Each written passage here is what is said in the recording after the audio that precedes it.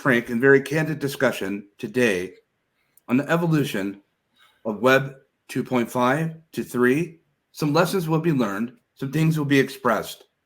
We've assembled a cohort, or a group of us, that have come to arrive of experts to be able to share in this extraordinary topic and subject as why we set the stage and why we set the ground now for this discussion on 2.5. Shouldn't we be moving forward and talking about 3.5 or perhaps 4? But we've realized there are some things that have been left out.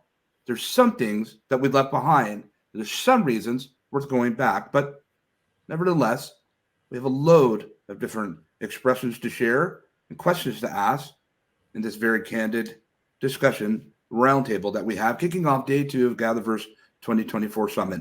Gentlemen, we're happy to have you. What I'll ask you to do is to briefly introduce yourself and to tell the audience today, who are you and why are you here? We'll begin with Thomas.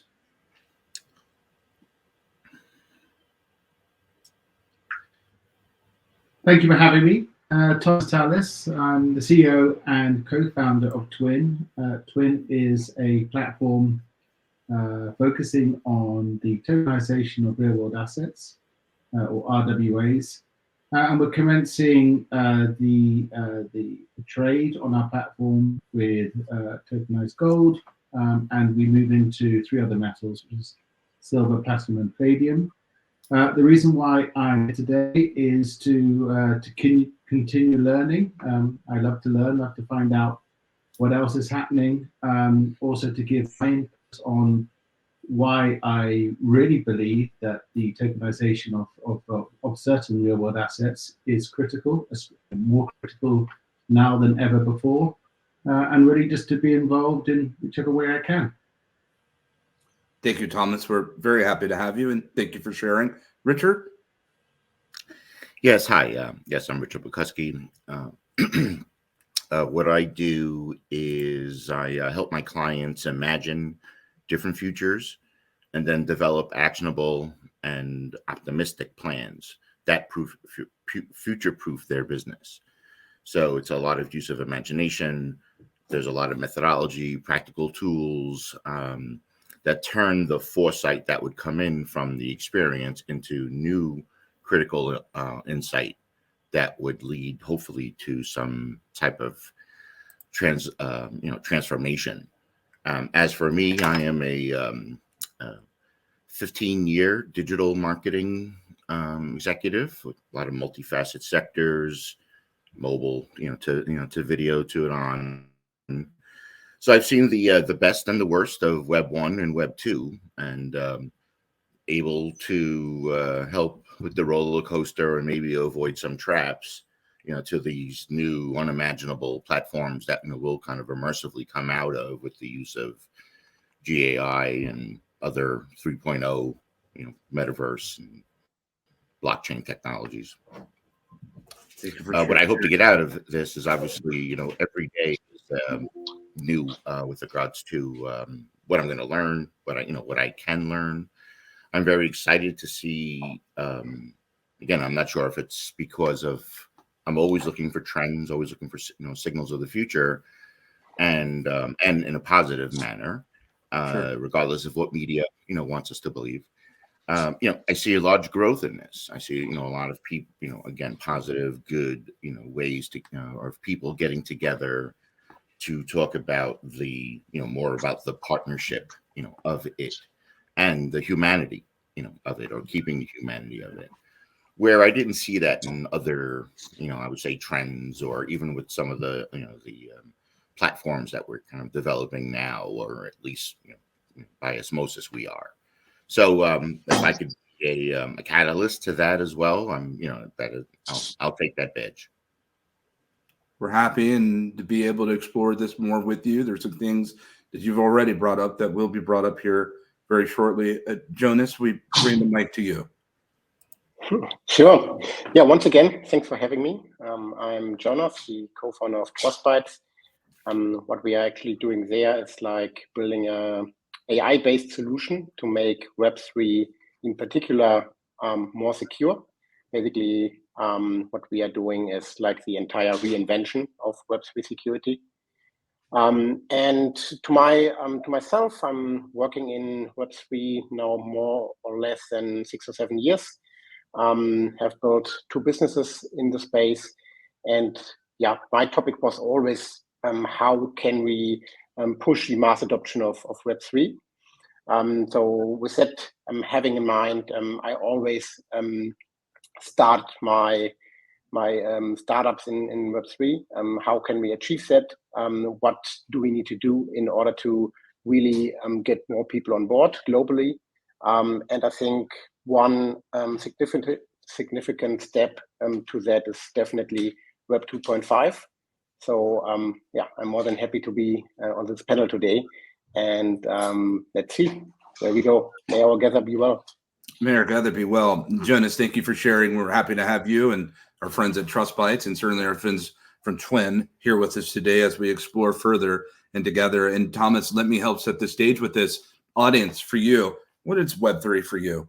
Has it been a benefit? Has it been a value add? We're happy to see more of you that have arrived here at GatherVerse.live, and then from our various social platforms and different streams, and even our small YouTube crew that's hanging out with us today. We're always happy to see you in the comments to share whatever expressions that you will.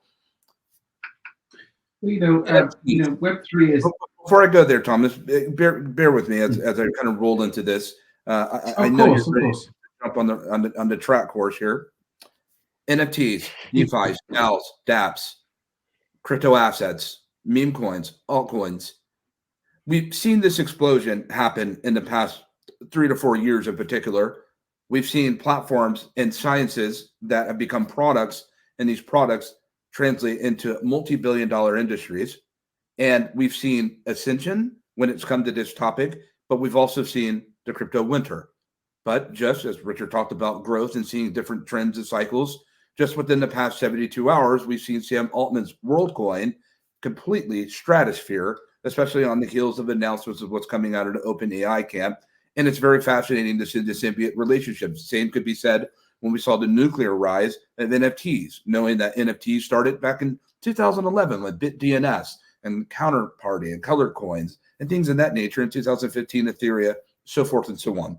But now we see, when we look at blockchain technology, proof of work, proof of stake, proof of loyalty, proof of history, so forth and so on, we see all these amalgamations. We see all these technologies coming together.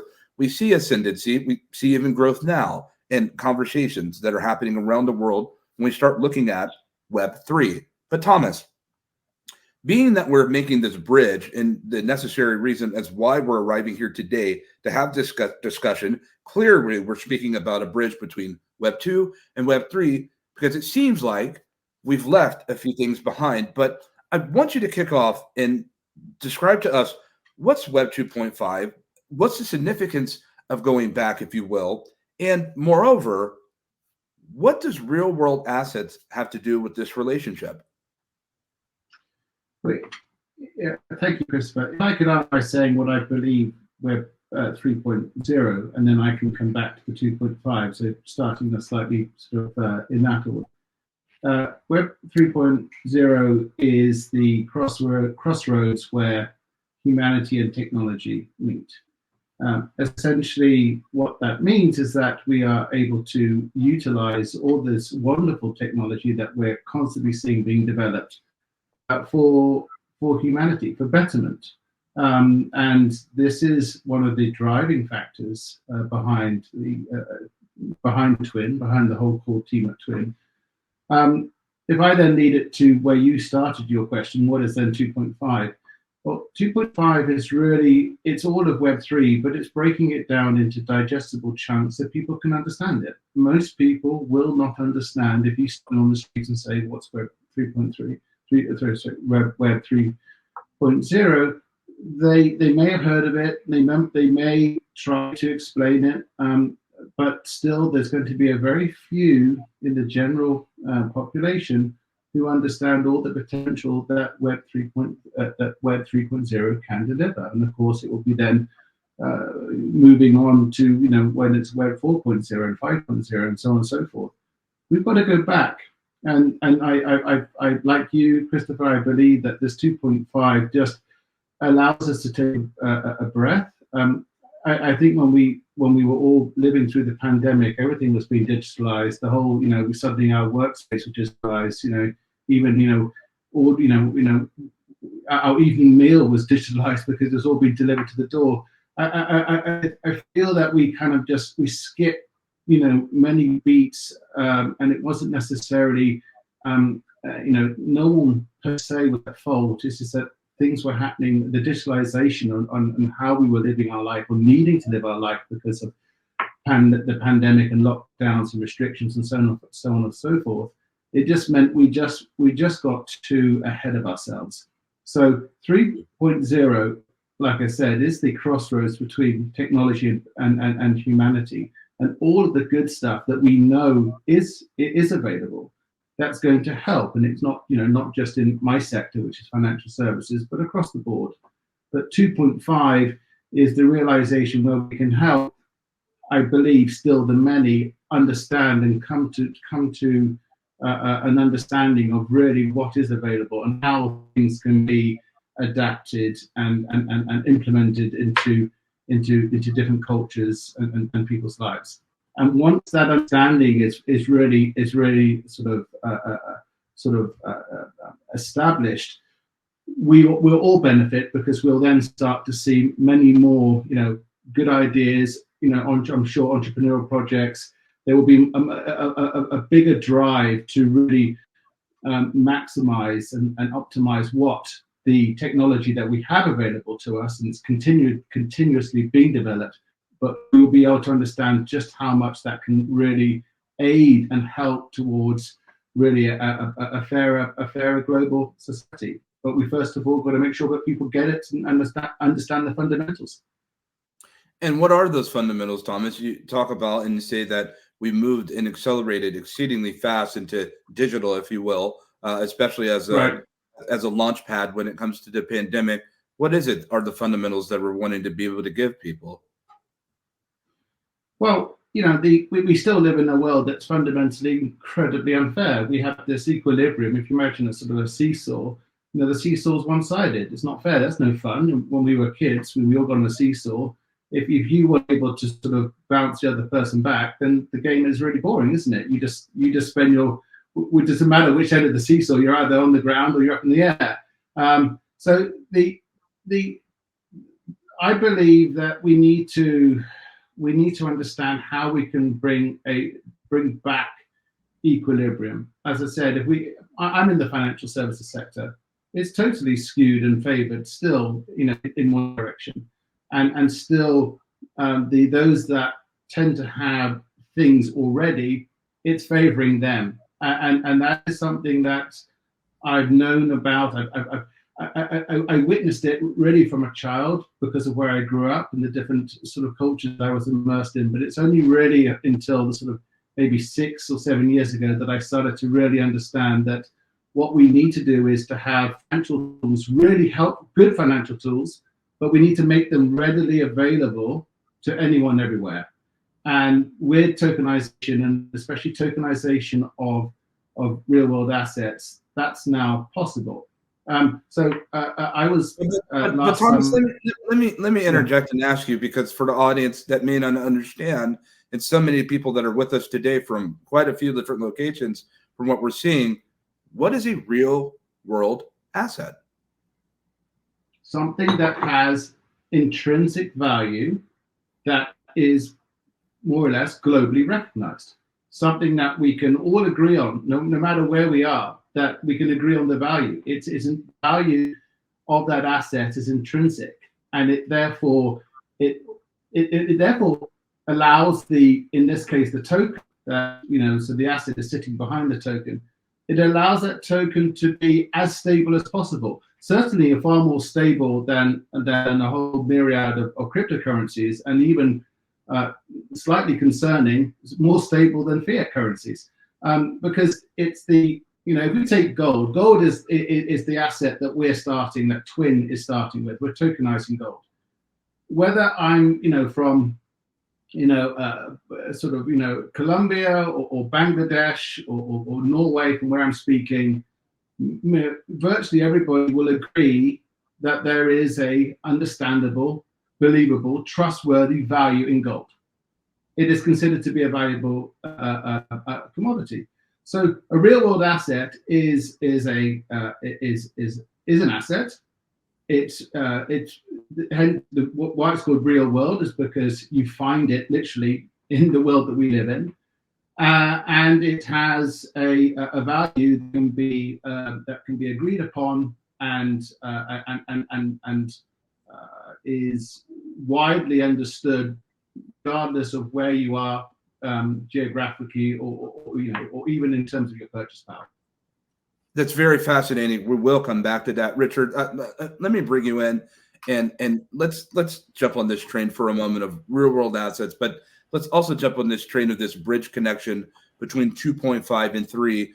From what you're doing and from the work that you do, have been doing for years, when we talk about market appearance, a presence and approach to how we position what's being communicated to market, both public and private, or really all sector, if you will. What are your thoughts and consideration of this bridge, if you will, between 2 and 3? Well, I pushed the, I would say, the facts or the theory of, we going from 2 to 3, we were on fire, as you mentioned early on. Both within its communities and then outside brands, and then the everyday person. But things change, and things change even prior to COVID. And so I used the analogy, again, it's very humanistic, of the freeze, fight, flight, and kind of how we react to different stimulus, and then moved on. What we've been trained, again, both kind of as a species, and and continuing to help us, especially with our mental issues and stress related sicknesses and such. So everybody froze. That's how I see it, right? Nobody, there was the fight, flight, everyone forgets there's another F in front of that, and that is the first of the humanistic things to do. Quick analysis: should I move? Can they see me? And then fight, flight. So and even in Davos, we have noticed that all companies were afraid, or kind of not sure exactly what even what to do. Money's out there. We need to move. We need to get to 3.0, but the more law of expansion and growth, kind of hedging their bets. And so what I'm saying here at 2.5 is, let's look at what did work, right? So the platforms, that we got stuck with, or let's just say, we didn't get a chance to expand on. And so these are those models like, what Uber has taught us, and kind of Amazon, and, that we can function that way. We can use those, those tools in other ways, or, and more importantly, things that are, that are important to you kind of right now. So we learned a lot from drone technologies. We've learned a lot, from, again, a lot of, we're all kind of talking about, these 2.5 technologies that will continue to expand, and they will be the seeds, to the other, immersive technologies, coming out. So we just have to stop freezing, and that, also means testing and, even just imagining different ways, different things. When it comes to the NFTs, also been, watching it, as a marketer, and then also as a futurist. But the other, I guess, another really kind of great point is, I am, I'm a geek, right? So big, Marvel, sci-fi, kind of forever. And based on my age, been doing it for 50 years. So there's a lot of, science fiction kind of guidance and stuff that you can tap into, for a lot of these scenarios. Sure. So with the NFTs, and we're kind of talking about, the real world part of it, right? So the, physical 3-dimensional part to, the product, if you want to say, it doesn't even have to be, to a digital version of, of something, which is the NFT. So I think getting everyone on the same page somewhere, again, on what has worked, and there are some parts of 2.5 when it comes to the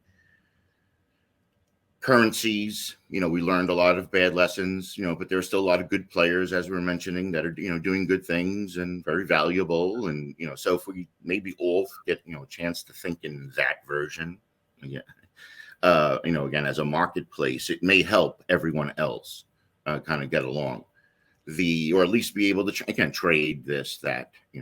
But again, as a science fiction, comic guy, I also know, like, holding the asset, again, is very important. But you never know which one is going to be more important later on, right? So changes in storylines and such. Burger King actually had some, one of the first ones out of the gate in doing it, and had recently wrote about, how the entertainment industry and obviously the art industry have been really locking into the NFT portion, kind of, let's say, lifting it up into the luxury world, kind of, versus, where we are right now. So, Jay-Z's Rock Nation had kind of digitized his Puma sneaker. And so there you go. You have your digital kind of, hard and soft version of a product. But the sneaker itself had an NFC chip in it. That can, track you, help you pay for things, give you information about, things that you're looking for nearby, and continuing to again expand from there.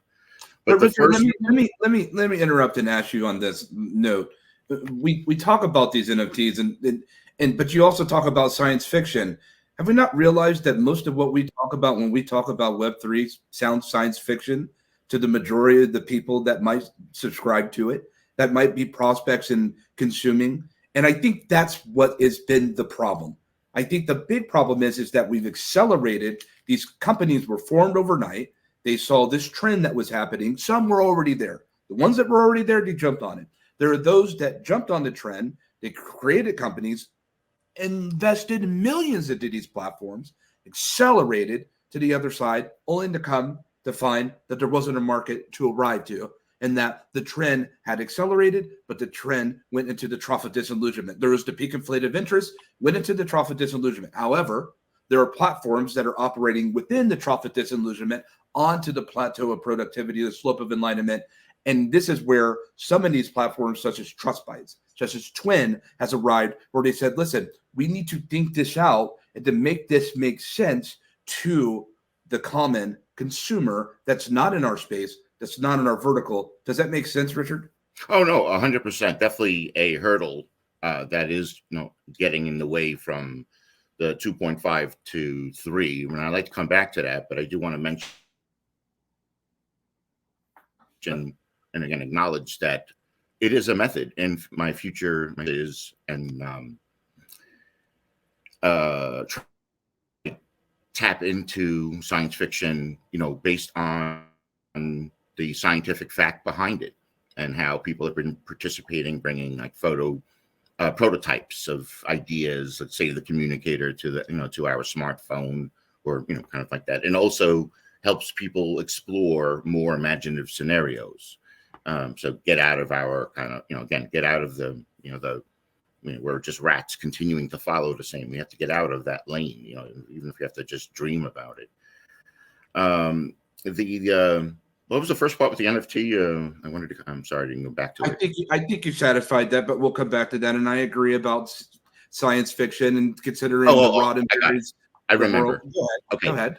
The first, again, running scenarios, in future thinking, everyone's talking about the common man. I know Jonas said it, Thomas has said it. How do we get everyone kind of, connected? When I think about it, my 90-year-old mother. How does she go to the bank now? How does she, she's afraid to use credit cards or do something like that. So biometrics, I spend a lot of time looking at biometrics, and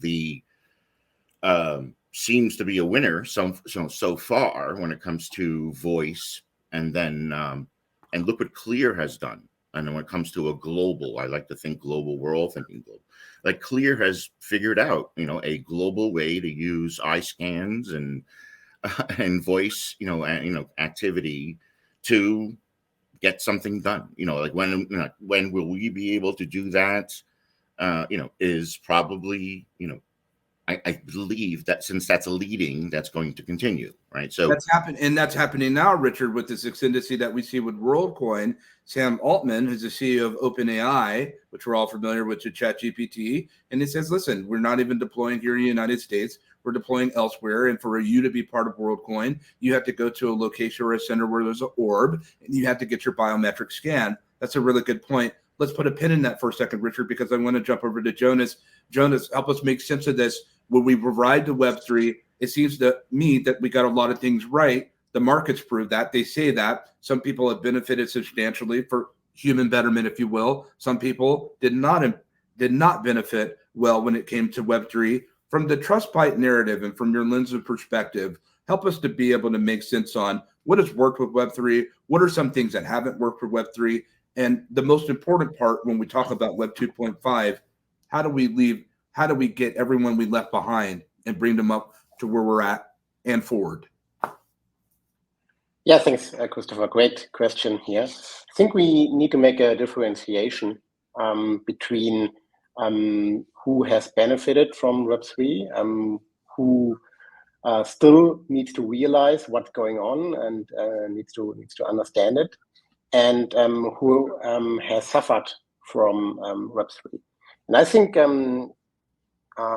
especially in the developed world, in the first world, if you will, there's no real urgency to go into Web3, because like if you think about it, in the end, everything works for the most, for the majority of people. So of course, like all these developments are great, but in the end, if you are like living in the United States or in Western Europe, I mean, especially when it comes to finance, everything works out quite well. I mean, of course, you're giving away a ton of your data, and you are not really the owner of your assets and your money. But in the end, if it works, the most people just don't care. Where we see like the big benefits of Web3 is definitely in the second world, third world developing countries, and they have like the urgency because they basically have just two choices: either they are suffering from their existing system, or they escape and use other rails, and these rails can be Web3. So I believe the rather Western world or the developed world didn't really realize what is going on, or the majority. And in my opinion, for most people, there's like I said before, there's no real need to jump on Web3 if they don't care about their privacy, about like true ownership of assets, and so on. So this is like to the first part of your question. And now, how do we get onto this? So how do we achieve that we are like onboard as many people as possible? I think there's like Web 2.5 like really important, because now we are basically are also able to reach the people in the developed world or in first world countries, because they don't need to get their head around about like Web3 and how to get onboarded, how to create a wallet, how to do a transaction, right?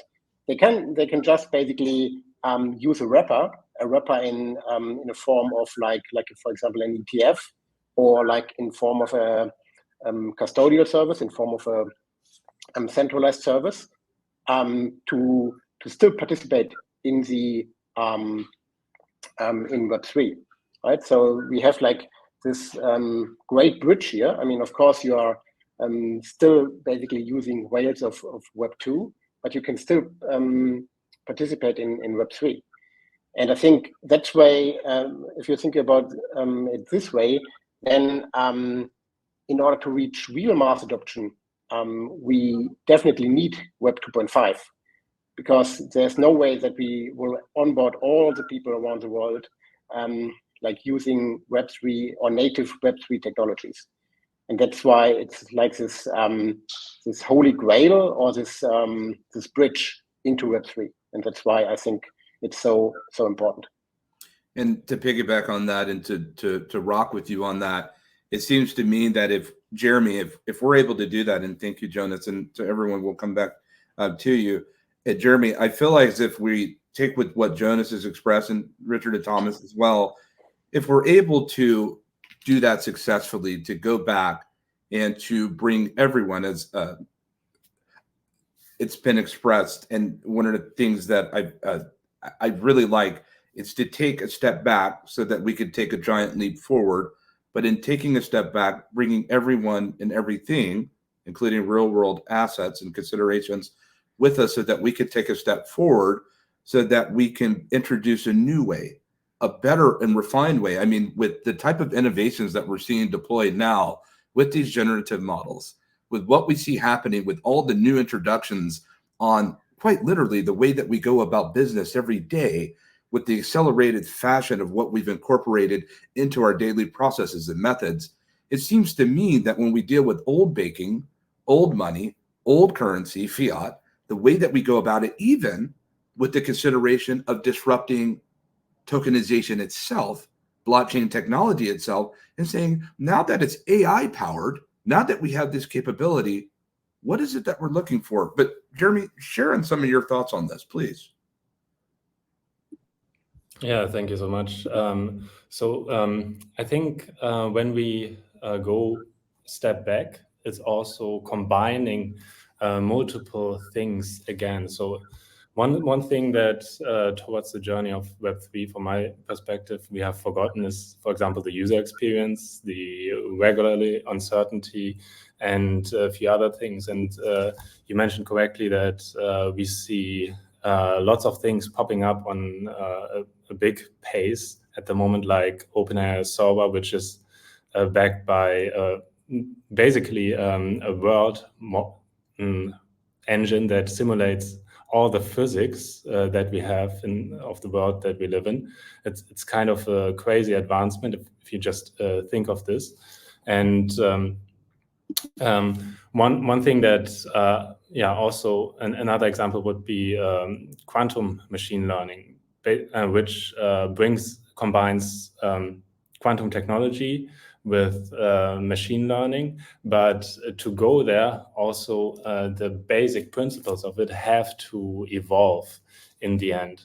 So I'm a dancer. I dance cha-cha. It's always a step back before you can go a few steps forward. And completely agree here that we need to take everyone on board. And back to your question, if we are able to go back successfully and bringing everyone and everything, then we need to think in completely new ways and actually let go of it. And this is where I actually, one thing I admire Elon Musk about, that when he looks at a problem, he basically looks at the questions behind the questions. What are we actually trying to solve? And from there, like with flying cars, you don't need to build flying cars. You already have airplanes, basically. It fulfills the same use case. And this is, I think, the way we need to think about this. What we want to achieve here, the democratization, the open economy, and humanizing it. And therefore, we need to think in completely different terms to be able to go there.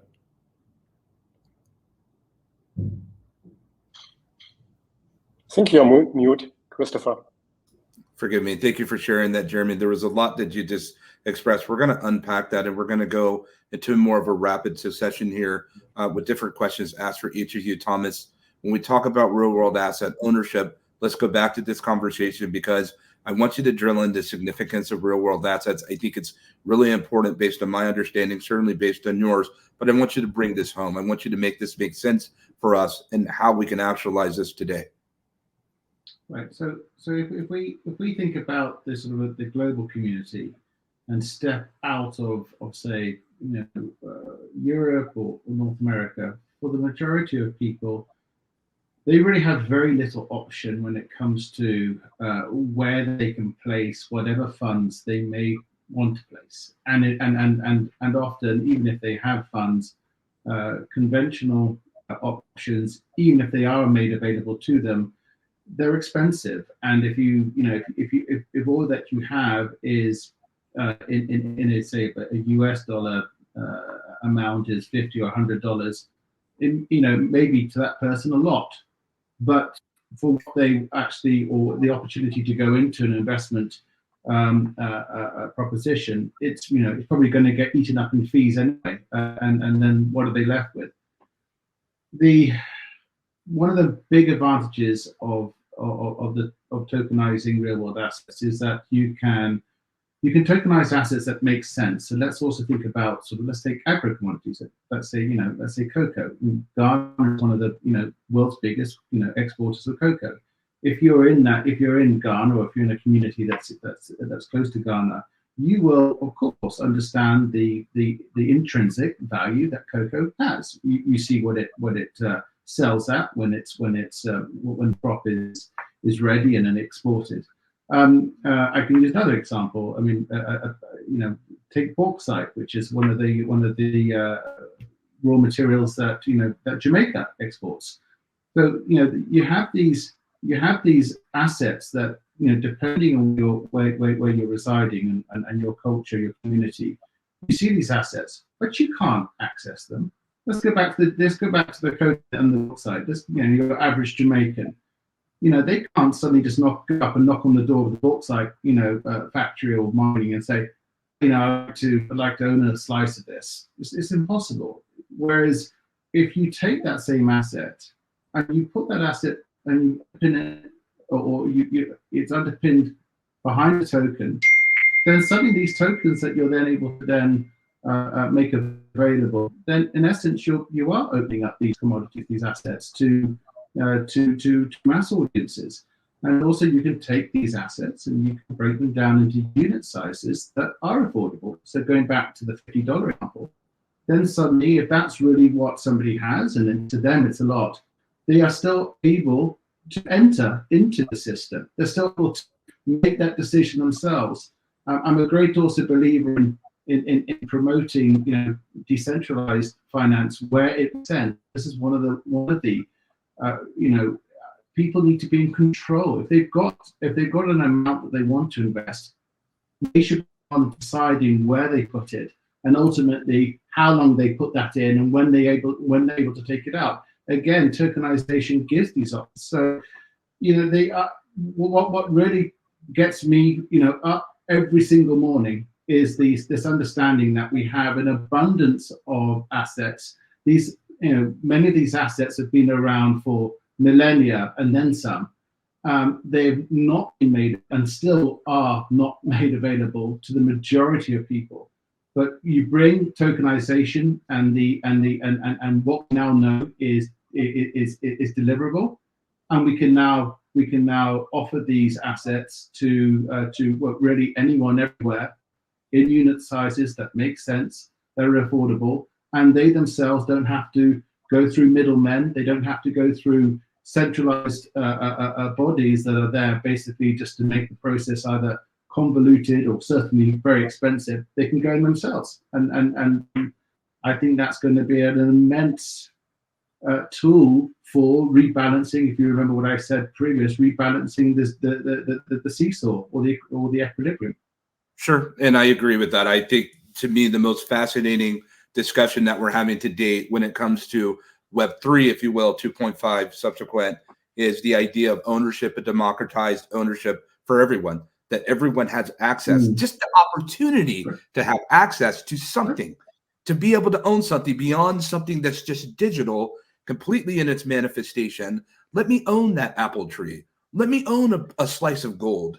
Let me own an acorn forest or field. Let me own something that I readily just haven't had even the opportunity to be able to access. And to those that grow it, to those that manage it, there's a great relationship, it seems to me, that could develop. And this is what I really enjoy about the science fiction of technology, Richard, is that we no longer have to leave these ideas and narratives in the halls of fiction, that we're seeing these things come to pass. But as we know, Richard, because you brought up drone technology, we talked about that yesterday. We all enjoy drone technology. I was hacking and making and building drones here in Mountain View, the city of Google, if you will. But the reality is that not everybody does good with the things that were once in science fiction that now have entered into the palm of our hands, to the businesses and the communities out there. Richard, briefly share with them how they can best benefit from this way of thinking and the ethos of thinking of Web 2.5, 3.0. Well, obviously can go in a lot of different directions, but strangely, well, let's just say not strangely, but maybe not a lot of people think about it, but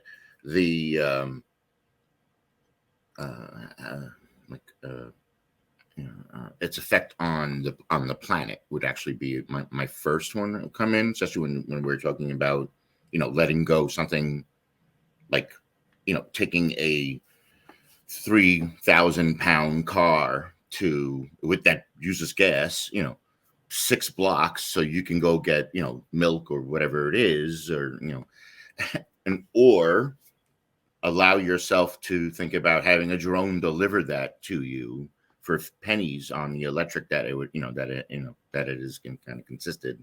So like a lot of those last miles, that's kind of what really, Amazon's so efficient. The last miles, the part that makes them, kind of lose money and stuff, which is why they try to invest in other places like, lockers and things like that. But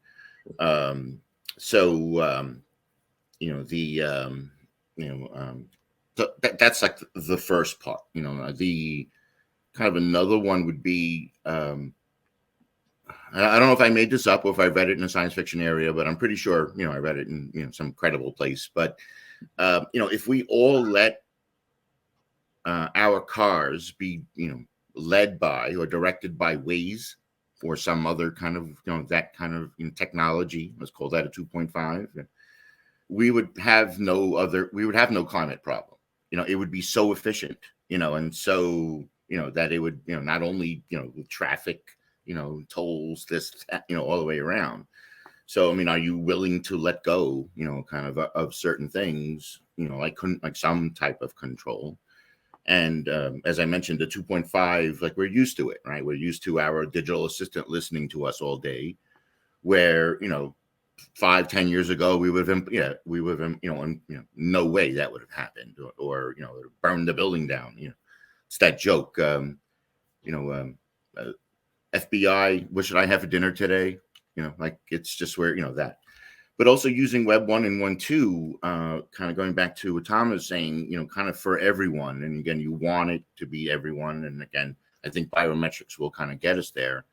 But, getting used to just getting people to use credit cards in the first place took a long time. I'm leading back to trust. So much of this is going to be leading back to trust in your community, trust in brands, who I think have an amazing opportunity, to go from 2.5 to 3. I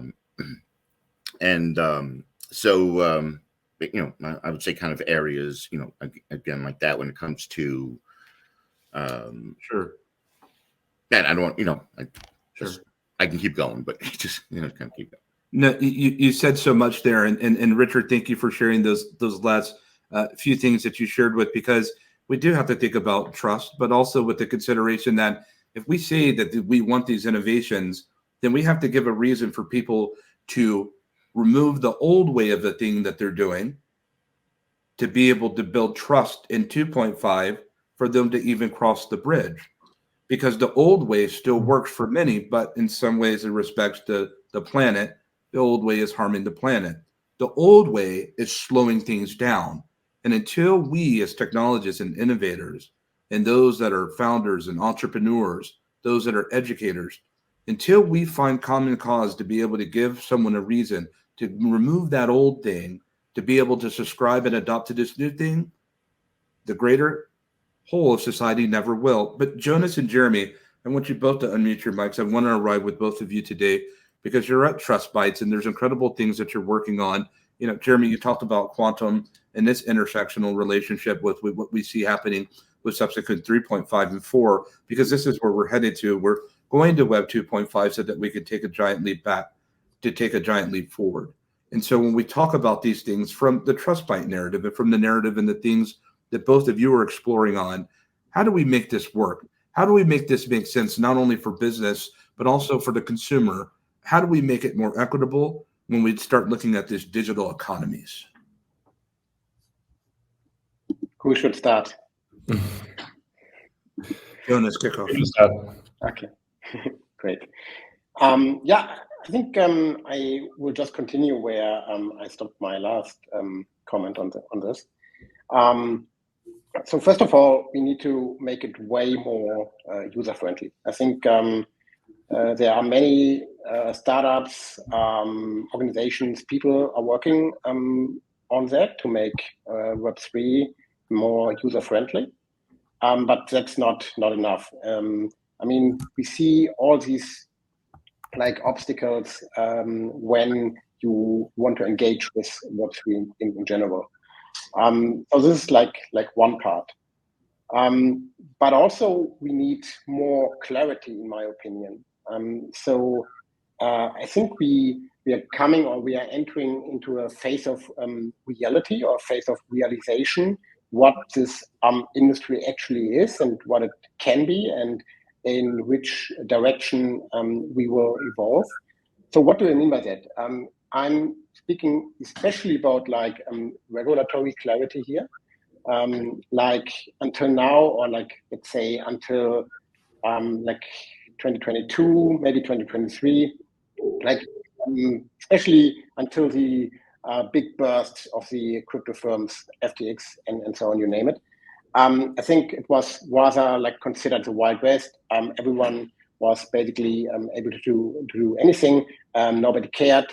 Also the regulators, the government, the authorities didn't say a word. I mean, or like didn't have like any lever against like those developments.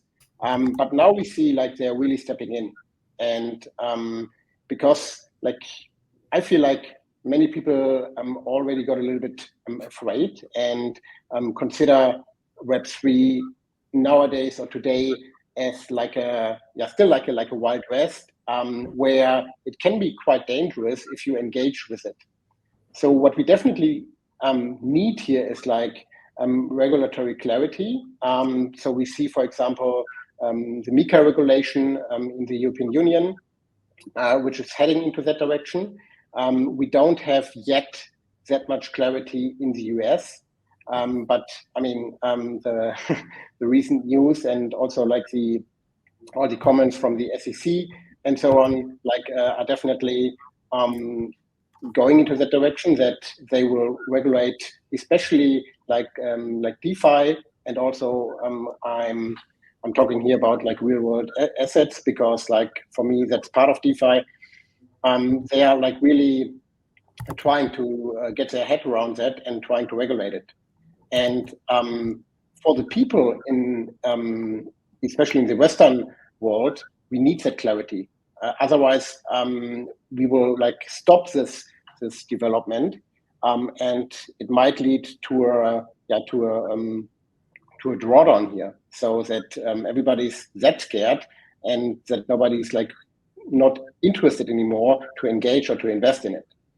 So that's, I think, like one very important step, or one very important step that we need to overcome.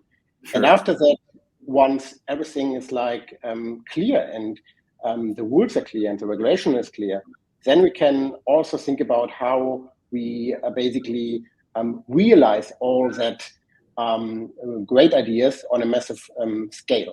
But before that, I don't think that we have like at least mass adoption in the Western world. It looks a little bit differently if you look at into other parts of the world, because I mean the enforcement of those rules is just not there as compared to the US, for example, or Europe. But yeah, in general, we need that clarity to move onwards.